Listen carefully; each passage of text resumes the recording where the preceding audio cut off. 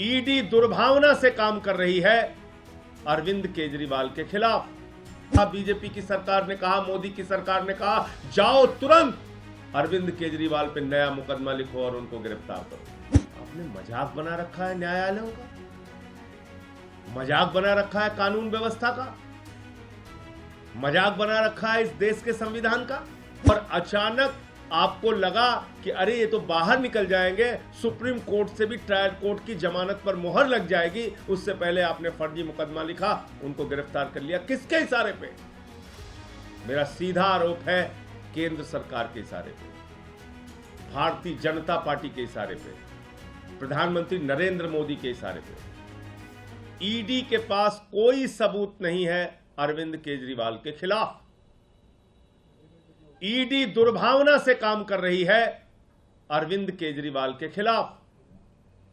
ED के पास कोई money trail नहीं है, कोई सबूत नहीं है, एक पैसे की बरामदगी नहीं है, और इसलिए अरविंद केजरीवाल निर्दोष हैं। ये ईडी कोर्ट ने, ट्रायल कोर्ट ने, माननीय न्याय बिंदु जी की जज की कोर्ट ने ये फैसला दिया, और उसी बीच ईडी के लोग गैर संवैधानिक तरीके से, गैर कानूनी तरीके से, बगैर आदेश की कॉपी लिए हाईकोर्ट पहुंच जाते हैं और उस जमानत पर स्टे ले लेते हैं।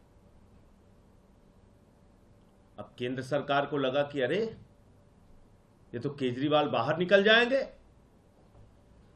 जिस सीबीआई ने कहा जांच पूरी हो गई है, 2 से 3 हफ्ते में फाइनल चार्जशीट दाखिल हो जाएगी, उसको केंद्र सरकार ने कहा, बीजेपी की सरकार ने कहा, मोदी की सरकार ने कहा, जाओ तुरंत अरविंद केजरीवाल पे नया मुकदमा लिखो और उनको गिरफ्तार करो। जांच एजेंसियों का कितना खुला दुरुपयोग हो रहा है, इससे बड़ा कोई उदाहरण नहीं मिल सकता। तुरंत पहुंच गई सीबीआई जेल, 3 घंटे तक वहां पूछताछ किया, दूसरे दिन कोर्ट में हाजिर करा लिया, फिर उनकी गिरफ्तारी कर ली, फिर उनकी 3 दिन पुलिस रिमांड ले ली सीबीआई ने, और 3 दिन के बाद आके कह दिया साहब अब जांच नहीं करनी, इनको जुडिशियल कस्टडी में भेज दीजिए। आपने मजाक बना रखा है न्यायालयों का, मजाक बना रखा है कानून व्यवस्था का, मजाक बना रखा है इस देश के संविधान का। एक मुख्यमंत्री जिसको आपने 2 साल तक गिरफ्तार नहीं किया, कोई सबूत नहीं थे आपके पास, लाखों पन्ने आपने छिपा के रखे हुए हैं ईडी सीबीआई ने, और अचानक आपको लगा कि अरे ये तो बाहर निकल जाएंगे, सुप्रीम कोर्ट से भी ट्रायल कोर्ट की जमानत पर मुहर लग जाएगी, उससे पहले आपने फर्जी मुकदमा लिखा, उनको गिरफ्तार कर लिया। किसके इशारे पे? मेरा सीधा आरोप है केंद्र सरकार के इशारे पे, भारतीय जनता पार्टी के इशारे पे, प्रधानमंत्री नरेंद्र मोदी के इशारे पे। आपने एक लाखों पन्ने की तो चार्जशीट दाखिल कर रखी है अलग अलग मामलों में, लाखों पन्ने आपने छिपा रखे हैं, आपकी जांच अंतहीन तरीके से चल रही है, मुकदमे पे मुकदमा लिखे जा रहे हो। तो कल कह दिया साहब जुडिशियल कस्टडी में भेज दीजिए। तो 2 बातें साफ हो गई। नंबर 1, मनीष सिसोदिया के मामले में कोई सबूत नहीं है ईडी और सीबीआई के पास, सिर्फ उनकी जमानत को रोकने के लिए भारत के सर्वोच्च न्यायालय में खुलेआम ईडी और सीबीआई के द्वारा झूठ बोला गया।